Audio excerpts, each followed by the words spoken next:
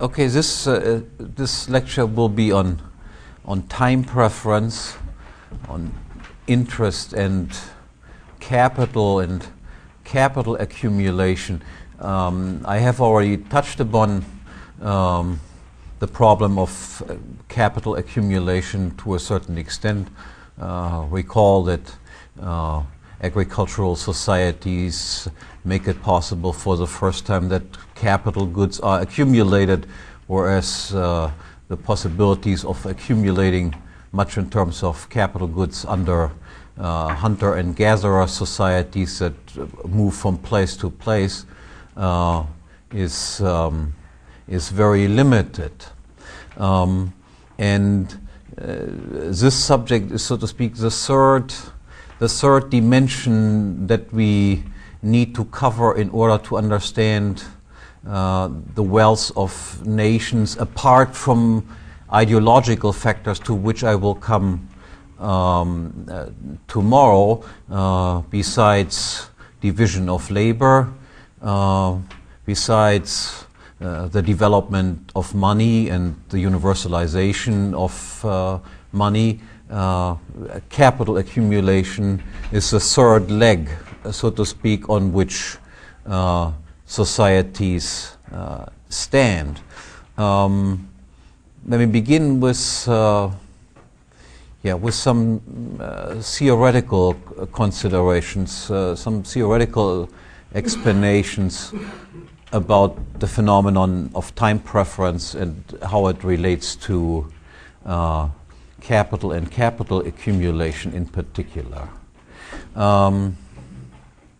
People do not just have a preference for more goods over less. I explained that this preference explains, for instance, why there is division of labor. People also have a preference of goods earlier, satisfaction earlier, as compared to satisfaction later, goods later. Mankind cannot wait forever for satisfaction. Waiting for certain results involves a sacrifice. And without capital goods, you recall we make the distinction between consumer goods, which are directly useful, and in my first lecture I explained, of course, that besides directly useful consumer goods, we also employ producer goods that are only indirectly useful. There are very few desires that we can satisfy immediately, instantaneously. Might be picking a berry that immediately leads to satisfaction. And there is, of course, leisure time, just lazing around, that can also be immediately satisfied without doing anything else about it. But most of our desires require that we use intermediate products in order to satisfy them, or we need intermediate products in order to be more productive. That is, if we want to increase the amount of immediately usable consumer goods, we have to go about it in some sort of roundabout way rather than directly picking berries and satisfying us in this way. So what capital goods do is, capital goods allow us a greater production of the same goods, or they allow us to produce goods that cannot be attained without the help of capital goods at all. And in order to attain capital goods, it is necessary that that we save, that we consume less than we could consume, and use these saved up funds, so to speak,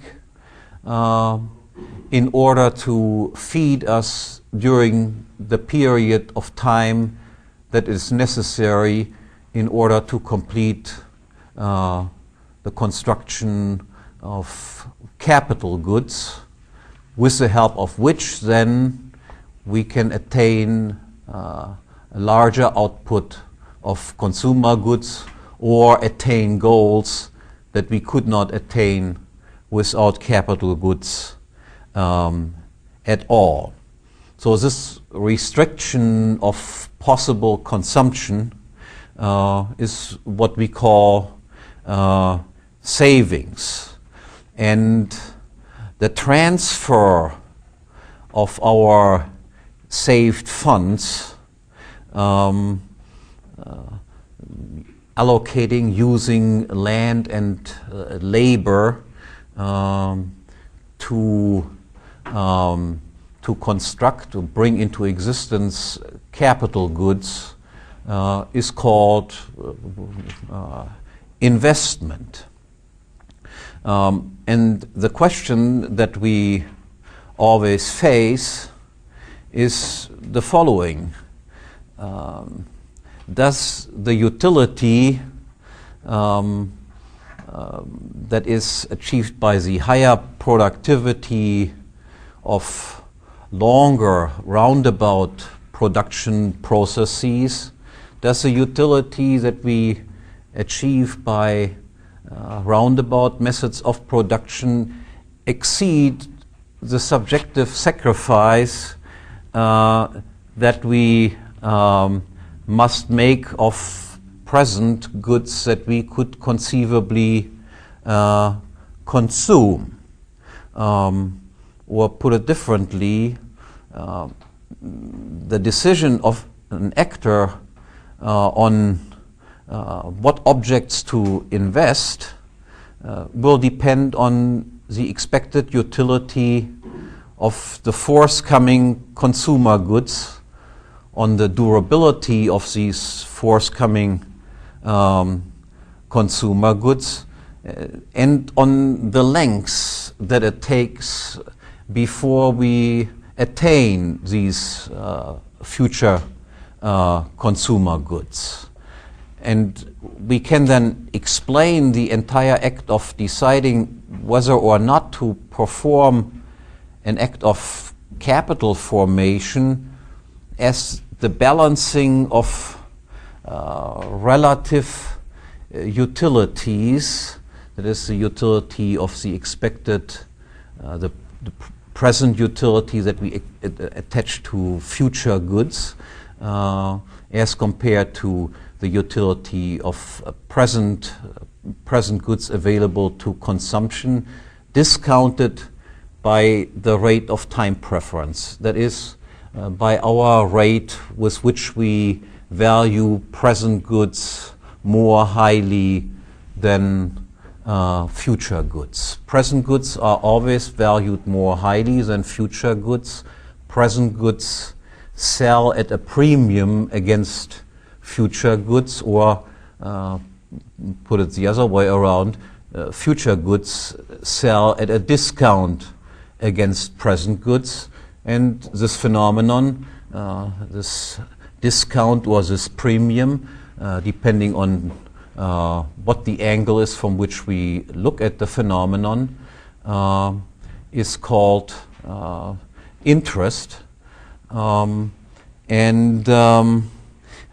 want to illustrate these initial abstract remarks by looking for a moment at a simple Robinson Crusoe economy. Let's assume that Robinson Crusoe is the most knowledgeable person on earth. He knows all technological recipes that mankind knows, but is stranded on an island, and on this island there is initially nothing else but land, that is nature-given resources, and labor, his own body and his own knowledge incorporated in it. And assume for a second that the immediately available consumer good that is available to him are fish, and Robinson Crusoe now has to make a decision as to how he will produce this consumer good of fish. Given, as I assumed, that Robinson Crusoe knows every technological recipe under the sun, we can imagine that he knows various techniques how to attain his end, that is fish as consumer goods. So he can, for instance, use his bare hands to attain fish, to be grabbing into the water and pulling the fish out. He can build a net to produce fish. He can build a fishing trawler. This is a boat with a net attached. And we might easily imagine that there exist various other technologies that he is aware of as well. The question is then that Robinson Crusoe faces, what shall I do? How shall I produce fish? And the first thing that is worth pointing out here is that the fact that he knows extremely productive methods of catching fish, let's say using a fishing trawler, that this fact does not help him much in his initial situation. And the reason for this should be obvious. The reason has to do with the fact that he is constrained by time preference. That is, he cannot wait forever until the satisfaction of his most urgent desires. And if he would start building a fishing trawler, then he would likely be long dead before the fishing trawler is ever completed. So what he will likely have to do is he will have to start with in a capital-less mode of production, without any capital goods, just using his bare hands to get fish out of the pond or the river or whatever the waters there are. He will then have to, if he is done at the end of the day and he has caught 10 fish, he will have to make a decision what he will do with these 10 fish. Obviously, if he decides I will consume at the end of the day all 10 fish, then the next day he will be exactly in the same position that he was on day one. On the other hand, if he decides that I will put away some fish, a certain fraction of those that he could consume, then he engages in an act of saving. He can now form some sort of expectation. How long will it take me to build the net, and what will be the output of fish per hour, let's say, that I can attain with the help of a net. And based on his evaluation of this time lag, well, let's take a week to build the net, and his expectation, I will double or triple my output. He can now decide, so to speak, how much or how little he wants to save. If Robinson Crusoe has what we call a high degree of time preference, that is, he prefers present goods very highly over future goods,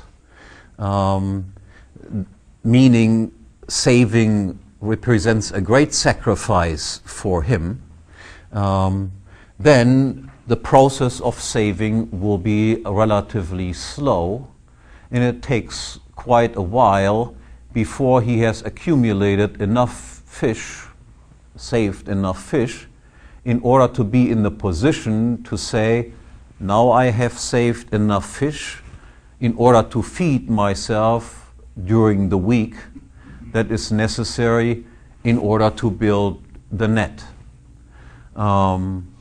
And once the net comes into existence, then his standard of living goes up. The same, of course, if he wants to move from stage 2 to stage 3. Again, he would have to make an estimation of how long will it take me to build that fishing trawler. What will be the likely increase in productivity that I can achieve if I have a fishing trawler available, and then he determines how much or how little in terms of savings he is willing to do. Again, if his time preference is very high, preferring present satisfaction very much over future satisfaction, then the process of going from here to here will take very long. If his time preference is very low, that is, he is willing to make larger sacrifices, he can delay his future gratification more and save more, then the process of going from stage 1 to stage 2 and from stage 2 to stage 3 is shorter. Each way along the line, his standard of living increases. It should be clear from the outset that no one would engage in the construction of any capital goods unless he expected that production with the help of a capital good is more productive than production without the help of a capital good. If I can produce 10 fish per day by using my bare hands, and if I can also only produce 10 fish per day by using a net, then obviously the net would never come into existence, because the entire time spent on constructing the net would be nothing but sheer waste. That is, capital goods are always brought into existence with the expectation that capital goods, production with capital goods, is more productive than production without capital goods. Because of this, because of the productivity of capital goods, people are only willing to pay a price for it. If the net would not yield a higher output per hour than the bare hands, then obviously nobody would ever be willing to pay a price for the net. If the fishing trawler would not promise a larger output per hour than the net, the price of the fishing trawler could not conceivably be higher than the price of the net, and so forth.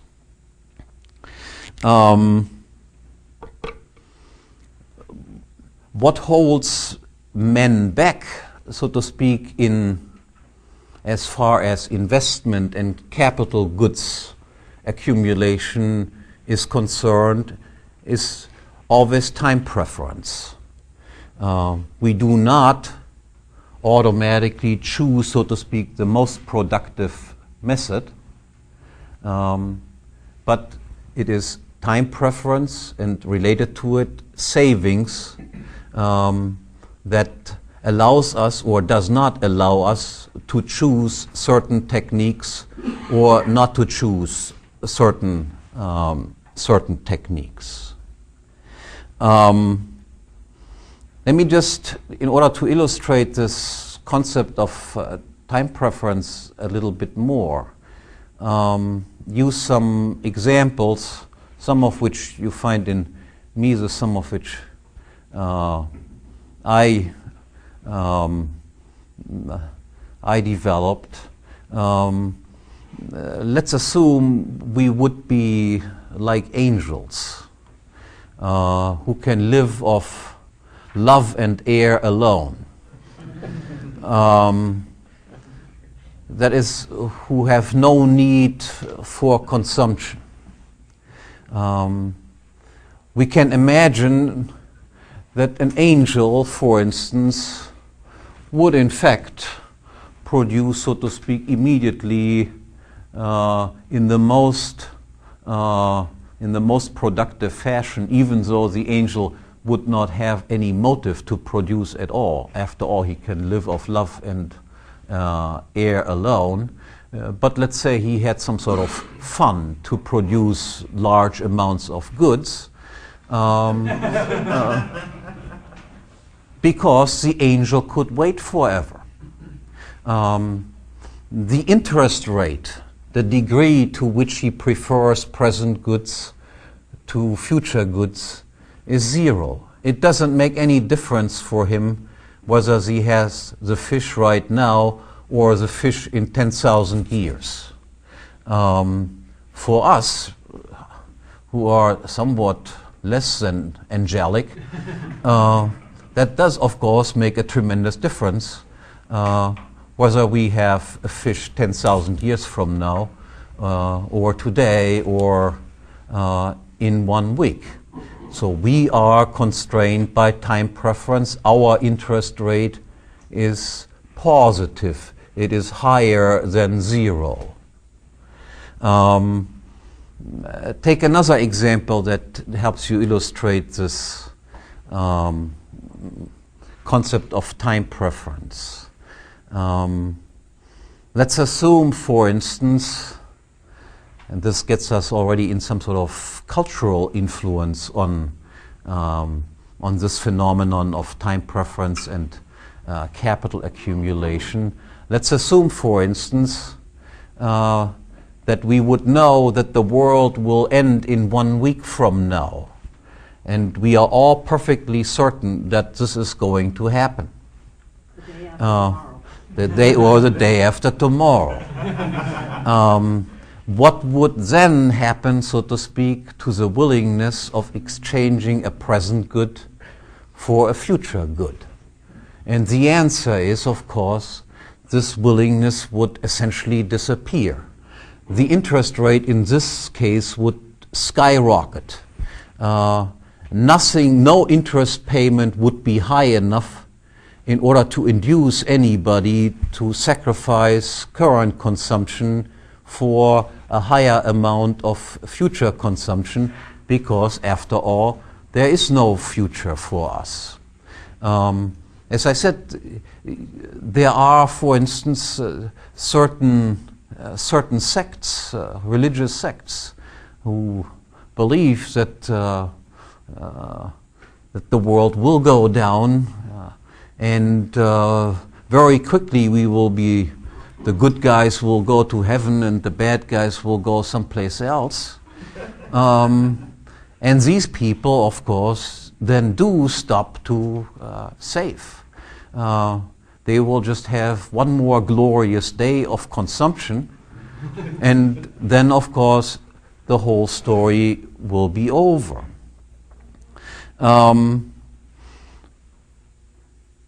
As I said, all humans prefer present goods over future goods, but the degree to which people do this is different from individual to individual, and also from specific groups to other specific groups. Let me just give you a few examples of which we know with pretty good certainty that their degree of time preference differs on the average. Take little children, for instance. Little children have a very high degree of time preference. Another way to say it, little children have tremendous difficulties delaying gratification. Very high rewards in the future do not necessarily induce children to make the current sacrifice of not consuming, of not satisfying current desires. There have been experiments done in this regard, like you give a $1 to a child and tell him, if you don't spend the $1 until tomorrow, I'll double the amount. You get another $1. And if you then tomorrow have not spent $2, I will again double it and give you $4, and so forth. You realize how high the interest rate here is. It's 100% per day. You can roughly, if you have a calculator, you can figure out what sort of annual interest rate that is. And nonetheless, you will find that many children are absolutely incapable of accepting a deal such as this. They have to rush out to the next 7-Eleven and get their big gulp right now, even though they could have 2 big gulps or 4 big gulps in a very short distance in the future. Or another way to illustrate this would be to say we offer a child a perfectly secure certificate of $100 in 1 year from now. But the child has the possibility of selling this perfectly safe, secure promise of $100 1 year from now in the present. Then we will find that children might be willing to just sell this whatever for 10 cents. Because waiting is basically intolerable for them.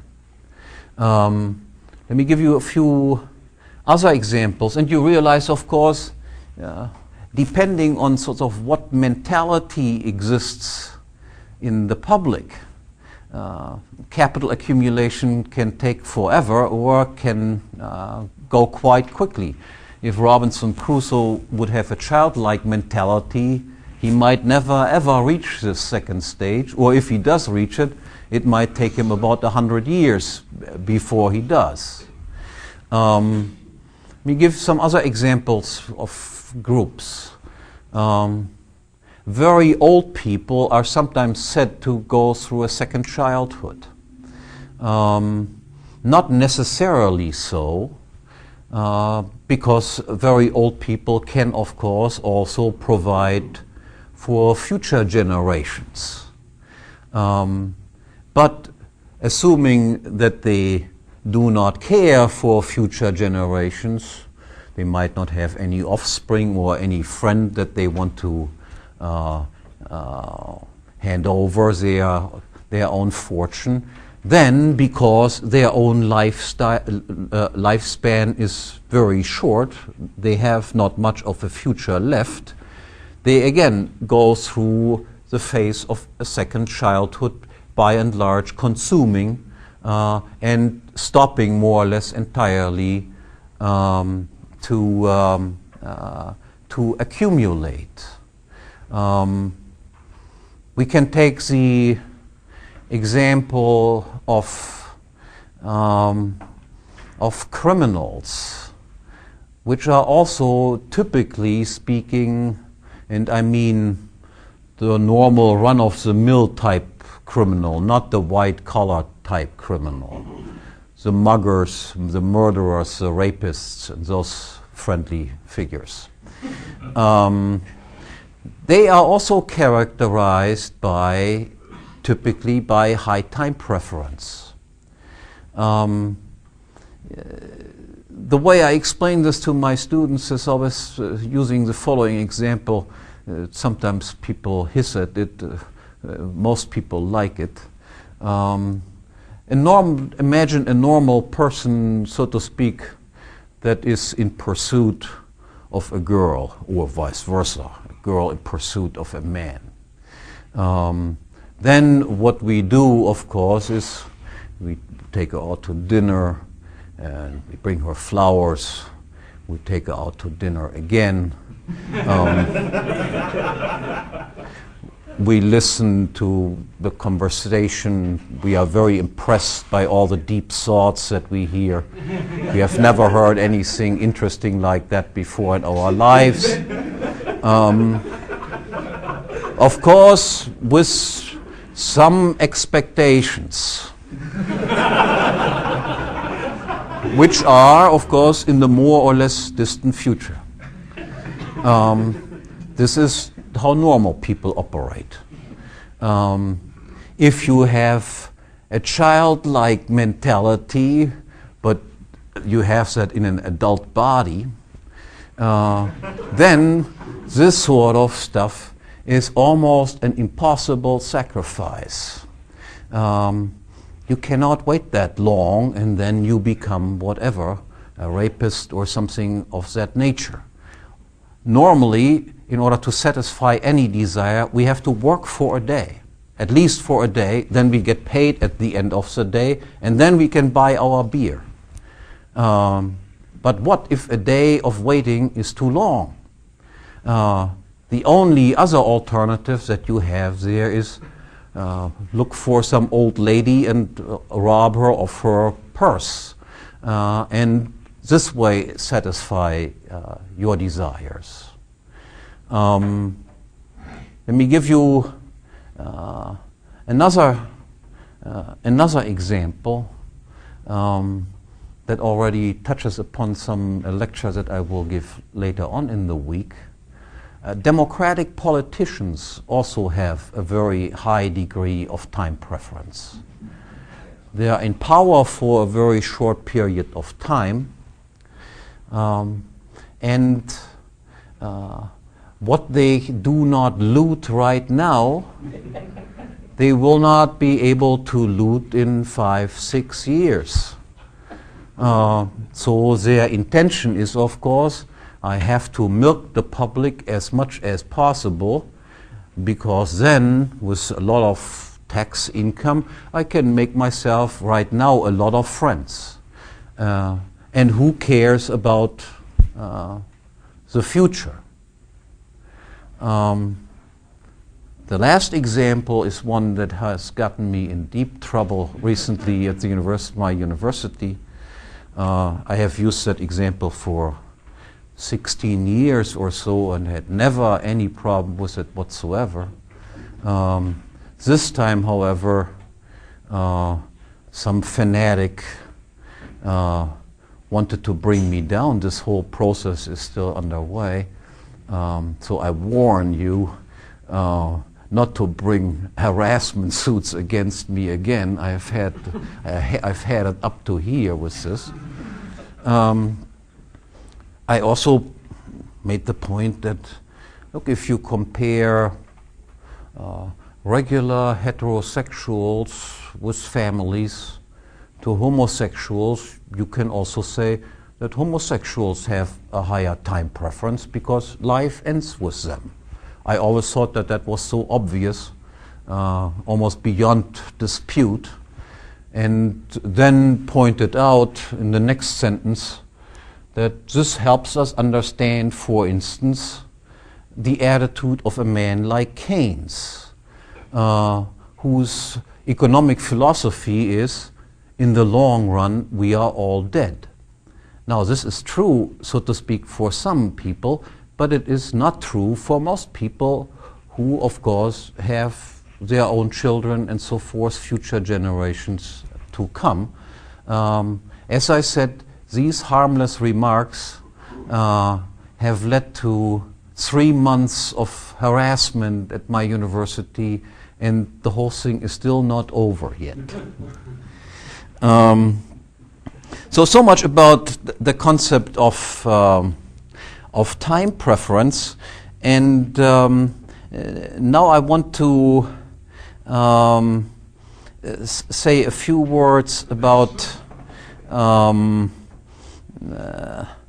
the development of time preference and of interest over time in the course of history. As you can imagine, this is not difficult to, again, intuitively, immediately clear. We would expect that the degree of time preference gradually falls in the course of human history.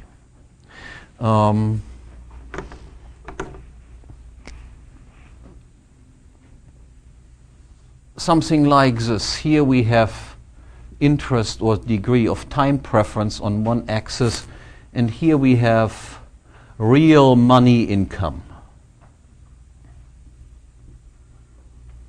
That is income that can be converted into immediate present satisfaction.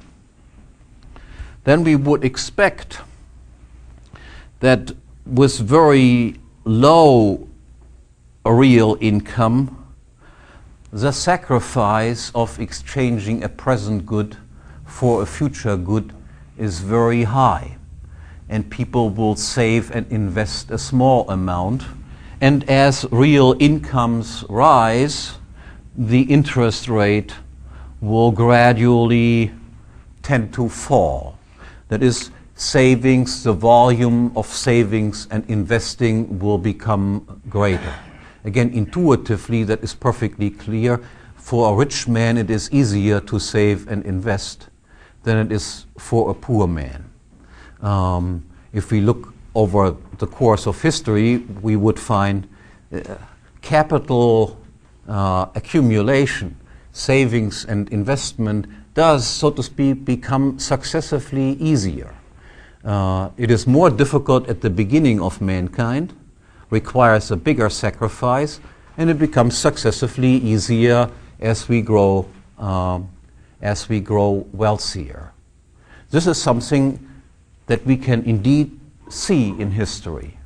This has been studied, long-run interest rates for the safest possible investments and so forth, and we find by and large that interest rates fall. Of course, there are exceptions to this rule. If you have wars and so forth, then you have an increase in interest rates because the risk attached to loans becomes significantly higher. But we also have certain periods when the degree of time preference does seem to rise. I will come back to that again later on in a later lecture. This seems to be something that has happened in the 20th century. We should have expected that interest rates, real interest rates in the 20th century should be lower than in the 19th century, given that on the average wealth in society is greater in the 20th century than in the 19th. However, we do not find this to be true. That is, the interest rates in the 20th century rarely, if ever, the real interest rates reached the low point that they reached around 1900, which was about 2.25%.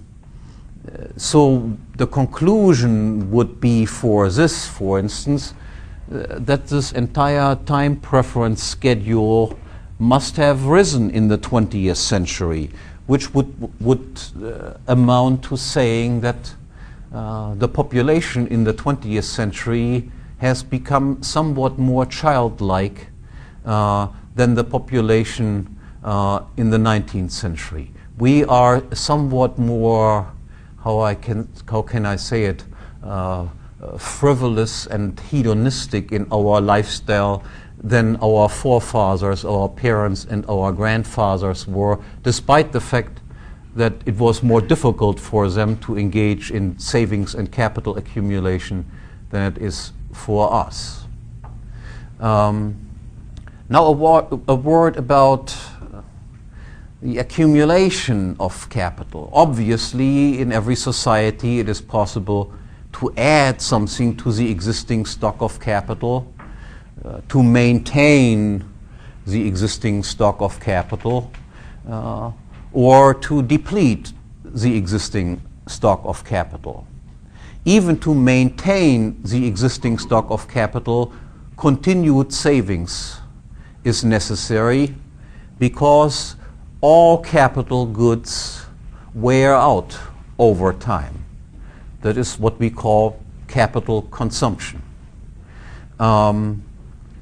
Capital consumption, however, can take quite some time before it becomes visible because capital goods last for a long time.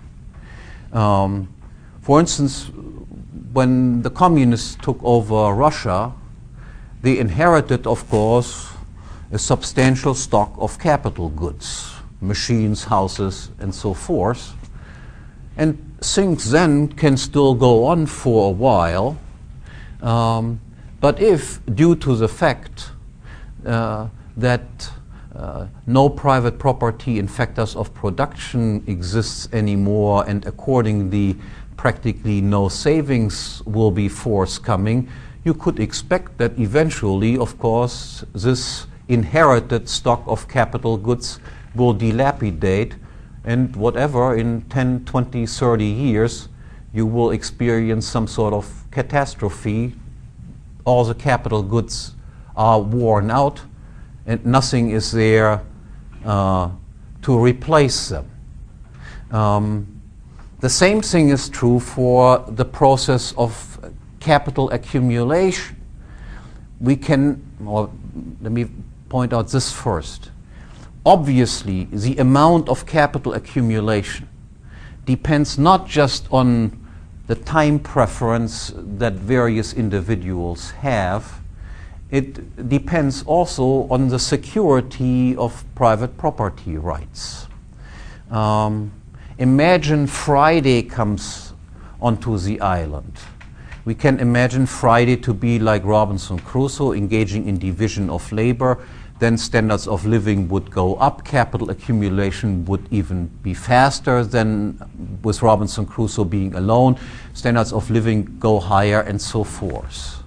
But we can also imagine that Friday is whatever, some mugger from Brooklyn. And he sees that Robinson Crusoe has already built the net or has already saved all sorts of fish. And he says, oh, very nice that you have done this already for me. And I'll take the net, or I force you to pay a tax to me. Half of the fish that you produce every day you hand over to me. Now, in that situation, you can, of course, easily imagine that the process of capital accumulation will be drastically slowed down, or will come to a complete standstill. So if we look at societies currently that are rich, we cannot necessarily infer that those societies that are currently rich are societies in which property rights receive the best possible protection. What we can only infer is that these must be societies in which property rights must have been protected somewhere in the past. And it might well be that we encounter societies that are quite poor right now, and do have very secure private property rights. Of those societies, we would expect that in the future they will show rapid rates of growth. So one might say, for instance, that to a large extent the endowment in the United States with capital goods is due to circumstances that are long gone. That is, a lot of the capital goods have been accumulated under far more favorable circumstances than the circumstances that currently exist. And we might already be in a phase of gradual capital consumption without actually knowing it. It might take us decades, so to speak, before actually finding out that this is the case.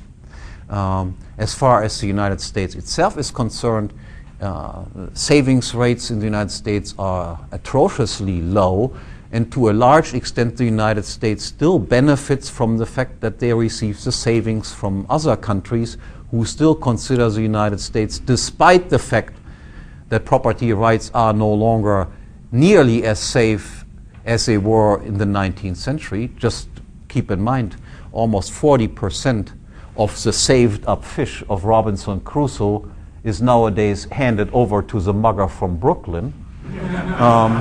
And in the from Washington, and in the 19th century, this might have been whatever, 2 or 3% of the output of Robinson Crusoe. In any case, so capital needs to be preserved, and in order to preserve it, it is necessary that there exist an institutional legal framework that makes private property safe. And if this framework is lacking, then one should not be surprised that very little in terms of capital accumulation takes place, or even capital consumption takes place. Just imagine a place where there is an impending communist revolution, where you must be fearful that maybe in the next election the communists will come to power and their first thing that they will do is expropriate all owners of capital goods. Now imagine what that does to your motivation to engage in savings and to accumulate additional capital. Large parts of the world are like this. That is, we explain the poverty of many countries by the fact that property rights in those countries have for many, many years, sometimes for centuries, not been secure enough for people to engage in savings and capital accumulation. Now I want to come to some historical illustration, and I want to use population growth and city growth, so to speak, as vague approximations of what happens to capital accumulation. Recall, accumulating more capital means societies become richer. Societies becoming richer implies that larger numbers of population can be sustained. And just recall some of the numbers that I gave you in previous lectures. 50,000 people lived about 100,000 years ago. 5 million people lived at the beginning of the Neolithic Revolution, that is 10 to 12,000 years ago. At the year One, the population is estimated to be somewhat between 170 million to 400 million. A far more rapid growth of population after the Neolithic Revolution.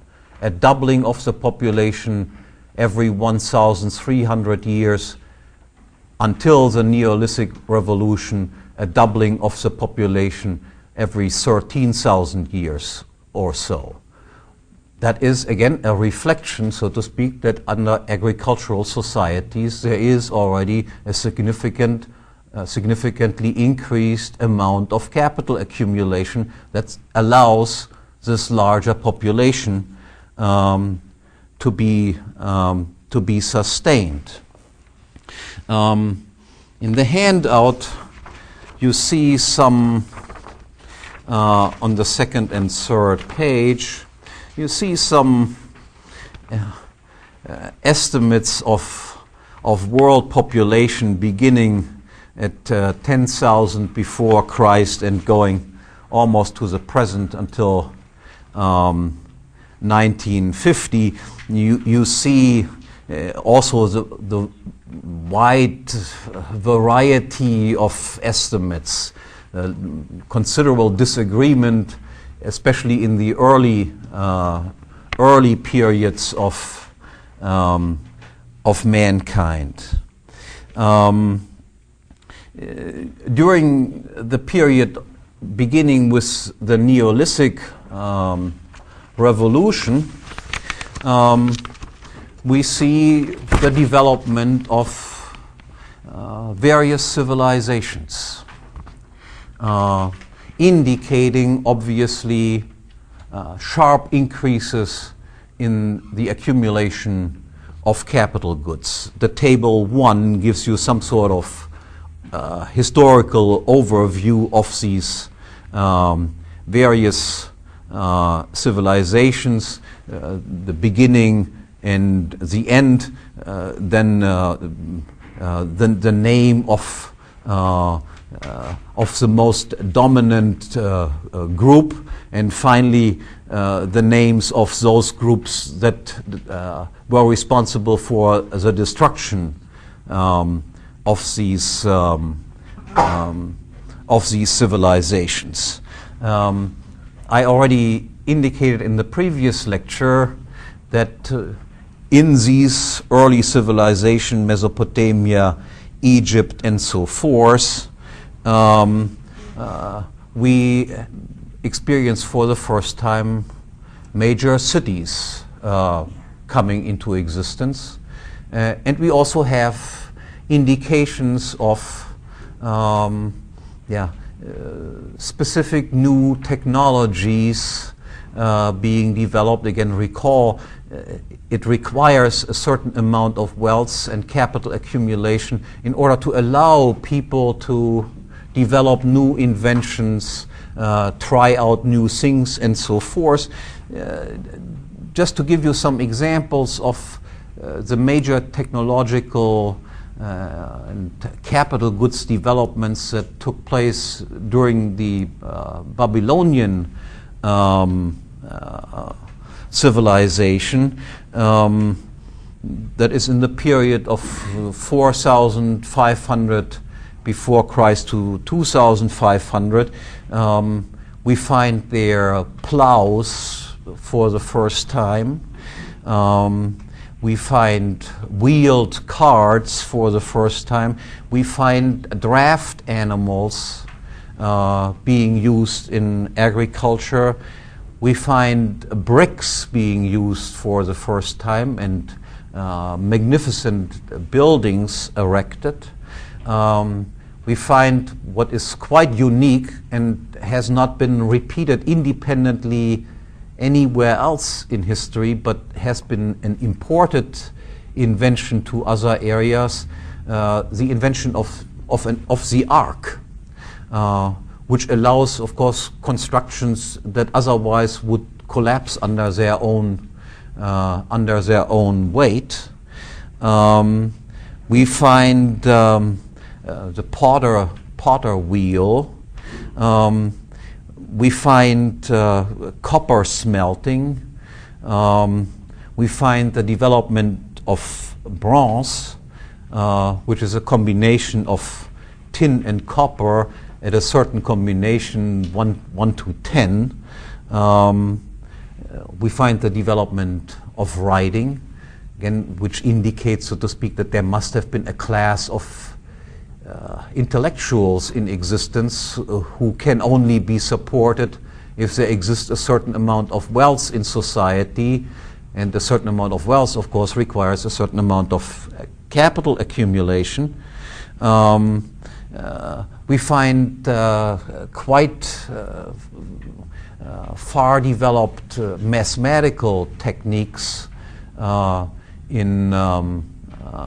in Babylonia, and we find traces of metallic money being used, and obviously in the cities, which reached sizes of 80,000 people or so, we had quite an extent of specialized professions coming online. But as I said, there exist in history also periods that we can describe as economic disintegration. That is, some of these empires fall apart. There are invaders that destroy them, and division of labor shrinks. Techniques that were once known become forgotten, and we would expect then during those periods also a decline in population. If you look at the estimate of world populations there, you find, for instance, then that only from 1000 AD on do we again see something like a trend towards increase of population. Whereas with the fall of Rome, shortly after 200 or so, the numbers closest here would be 200, we see by and large a stagnation in the overall population. For almost 1,000 years, there is virtually no population growth that takes place. And even in the period after 1000 AD, there are some centuries that see a more or less significant decline. Look, for instance, at the 13th century, from 1200 to 1300,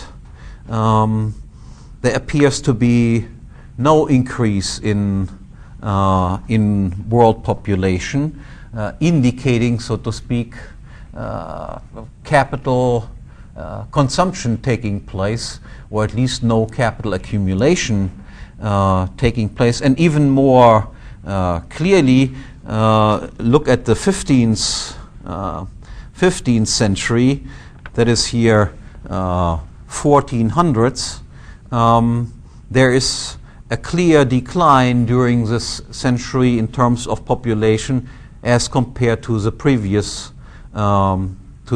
century, and it takes almost 200 years or so before the population size is reached again that had been already reached in the 14th century. And once again, look at the 17th century. That is the century of the 30 Years War, that is, compares the numbers from 1600 to 1650, you find again that there is a significant decline in population, which indicates, in this case, major wars, major destruction, and so forth. And only from 1650 on do we see then an uninterrupted rise in the number of population. From 1650 to 1850, the doubling of the population requires about 200 years. Then from 1850 to 1950, the doubling of the population is about every 100 years. And after 1950, the doubling requires less than 50 years. Another interesting look in all this is to look at the growth of cities. Again, city growth being, so to speak, a rough indicator of what happens to capital accumulation. Before 1600, almost the 10 largest or the 11 largest cities were outside of Europe. In the order of magnitude, that is around 1600, they were Beijing, which had more than 700,000, Istanbul, which had about 700,000, Agra in India, 500,000, Cairo, 400,000, Osaka, 400,000, Canton, 350,000, Yedo, which is, I think, Tokyo, 350,000, Kyoto, also 350,000, Hangzhou, 350,000, and Lahore, 350,000, and Nanking, somewhat above 300,000. That corresponds roughly with what we know about the world until 1500 or so. There was absolutely no doubt that China was far more developed as a civilization than Western Europe. I will explain in later lectures what might be the causes of the change of this.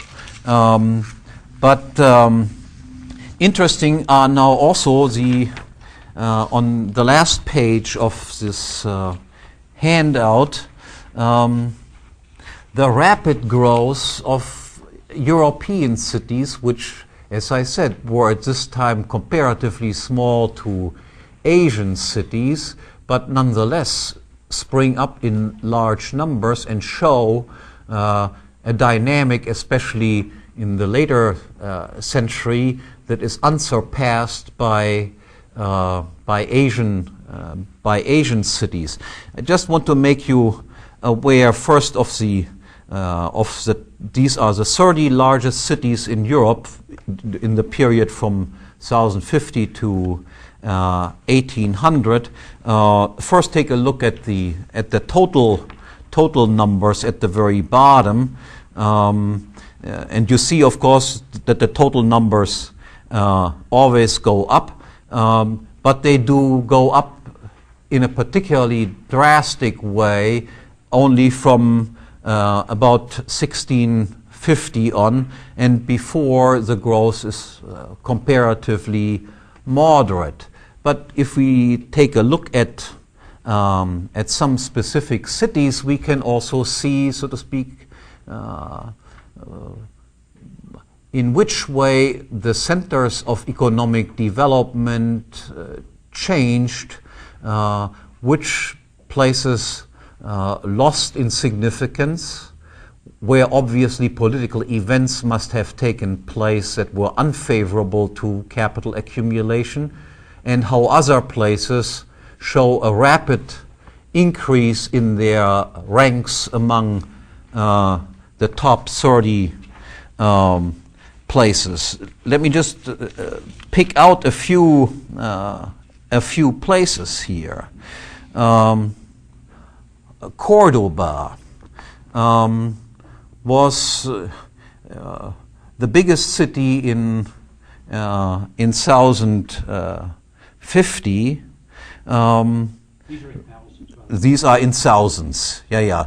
And the first two numbers, 250,000, 450 and 350,000, are somewhat disputed. That is noted in that footnote. So I put the more realistic numbers on there, 150,000 and 120,000 for these two cities. Otherwise, that seems to be somewhat disproportionate.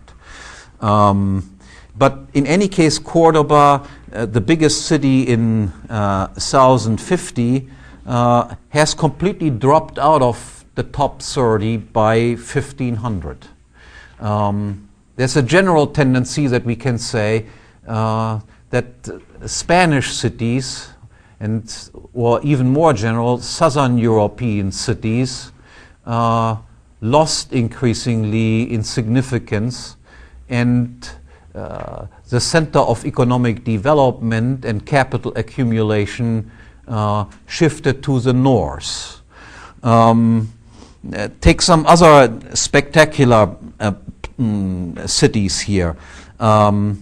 Palermo, for instance, which you realize is the second biggest city around 1000, has no more inhabitants in 1800 than it has in 1000. Obviously, Palermo was not exactly the center of economic development during this time, but was, so to speak, a dying city. The same is also true for Seville. Again, Seville ranks number 3 in 1000, and has hundreds of years later a population that is not in any way, in any significant way, larger.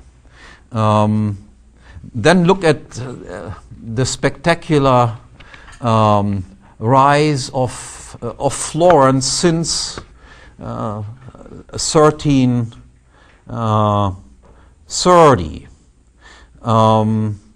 That is a spectacular rise until 1330. So Florence is the lowest one in the first column, with 15 million at 1000, and then moves rapidly up the rank order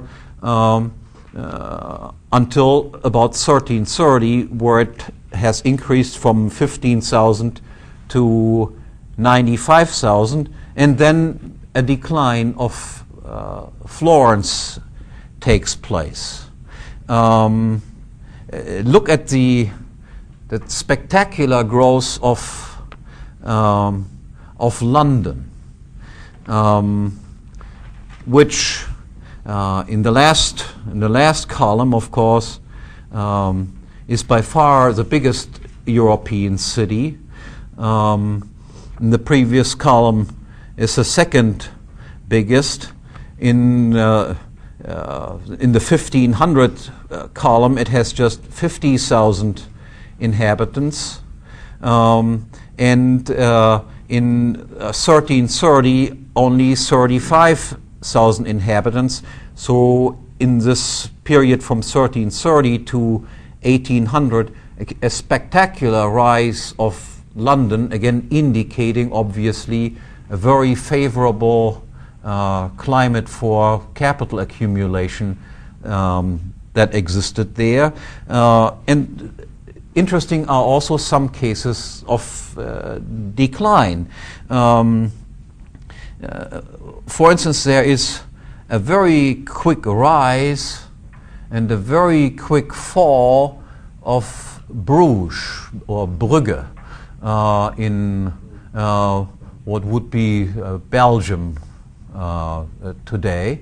And then the place of Bruges, after it falls, obviously the economic environment becomes very unfriendly. We see then as a substitute a very quick rise in the city size of Ghent, which is very almost neighbor city, so to speak, which indicates to what extent very narrow neighbor cities competed against each other for capital accumulation and for merchants settling at those places.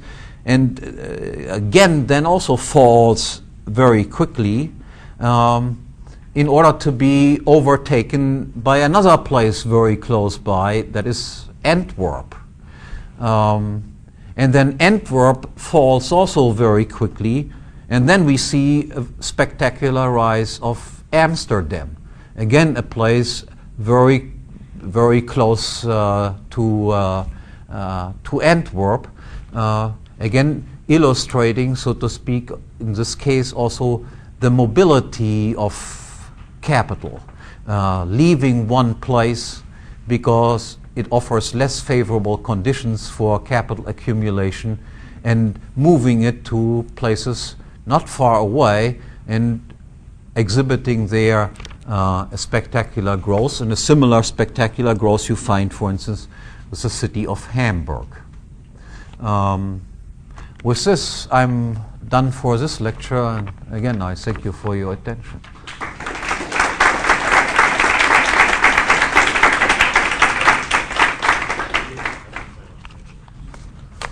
Yeah.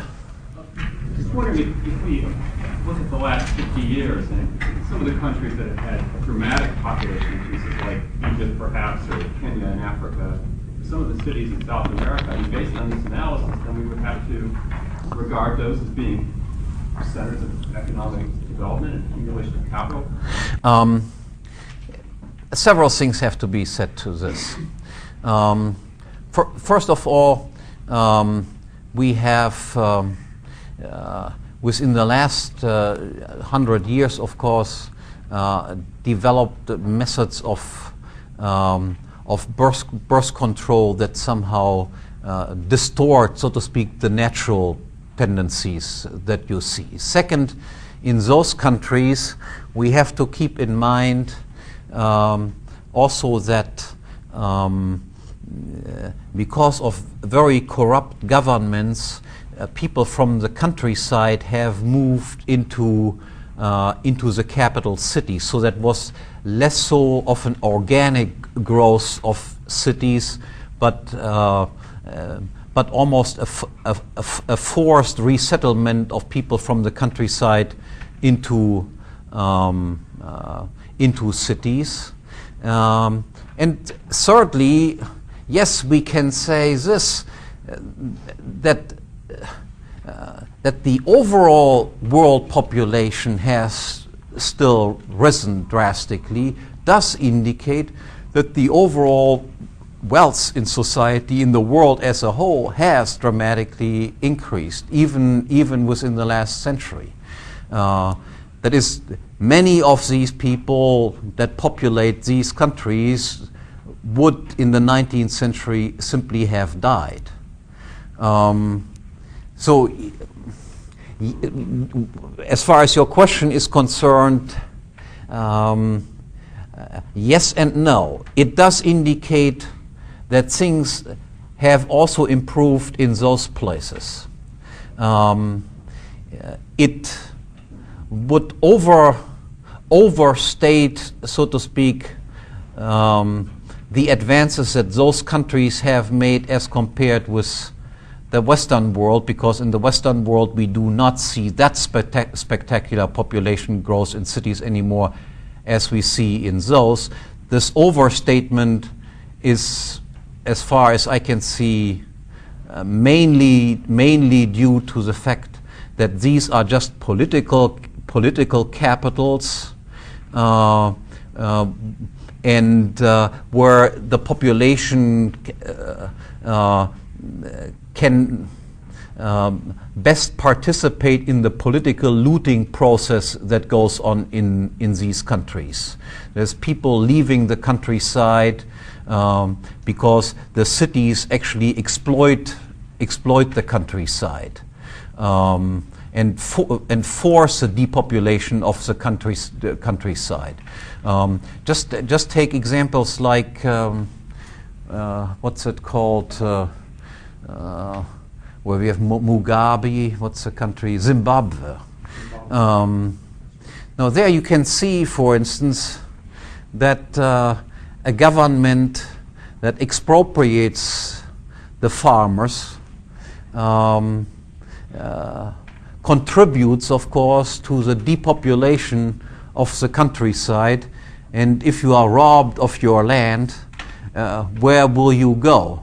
You will, of course, go into the cities where you can live out of the garbage can, so to speak, and hope for some sort of political connections getting you here or getting you there.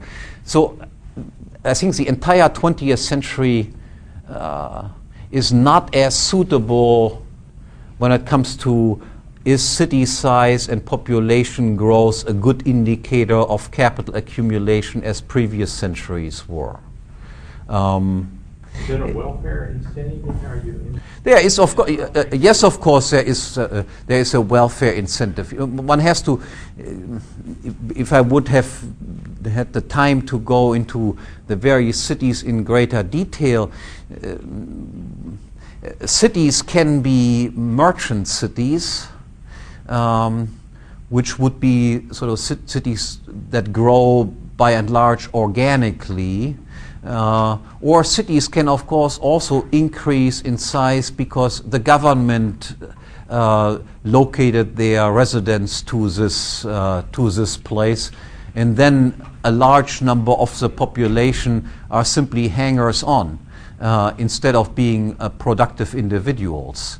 One of the big differences in this regard between the European cities and the Chinese, the Asian cities, is precisely that the European cities, even though they were initially much smaller, were predominantly merchant cities, productive cities, or cities that were capitals of very small princes.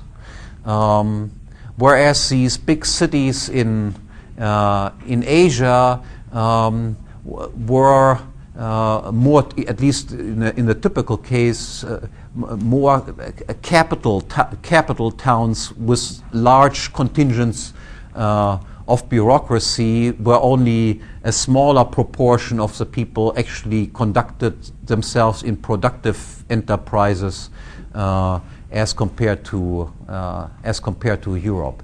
But again, those ideological things I will come back to tomorrow in greater detail to show, so to speak, the unique character of Europe and European cities as compared to other places in the world. Yeah. I remember, I think Mises talked about in his book Liberalism about the potential for the movement of capital, how economic growth in other parts of the world could actually proceed once they got capital because of its mobility more quickly than it took the West to build it up. So in the 20th century, could it also be a combination of the fact that they didn't have two world wars occurring in certain other parts of the globe that took up 40 years of time, and then also that these were times when Western capitals and techniques are just starting to really catch on? I mean, it has definitely something to do with it. One also has to recognize that some of these Asian cities are indeed productive cities. For instance, a place like Seoul, 15 million people or something like that, is a bustling place. So that does indicate, so to speak, that South Korea is it is a country where a lot of capital accumulation does take place. I think also recently the spectacular growth that you have of some Chinese cities are also due to the fact that indeed, whereas for a long time in communist China, for instance, restrictions existed for people to move from places to places, where people were tied, so to speak, to you have to stay here, you cannot leave this province, you have to stay in this village, and so forth. Now that in the southern part of China, capitalism has been allowed, private property is allowed all of a sudden, you see that the influx of population into those cities and their spectacular growth can indeed be referred to as an organic growth. That is, there is indeed there are many riches to be made in those places, and people are attracted to go to these places, and they are also hustling and bustling places with large amounts of capital accumulation.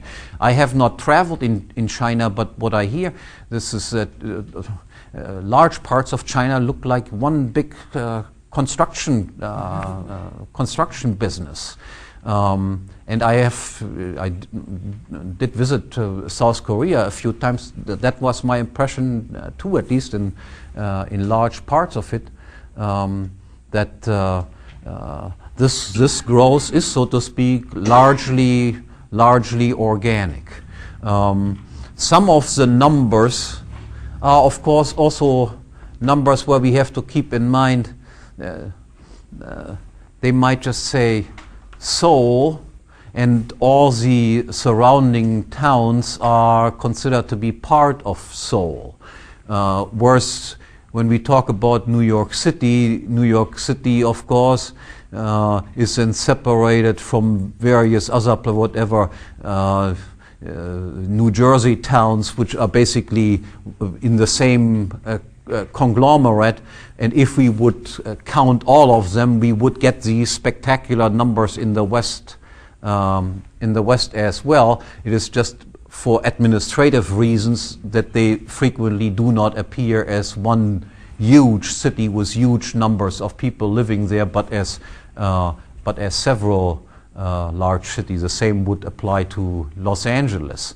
I think the population of New York and Los Angeles has actually declined, but not the entire metropolitan area around it.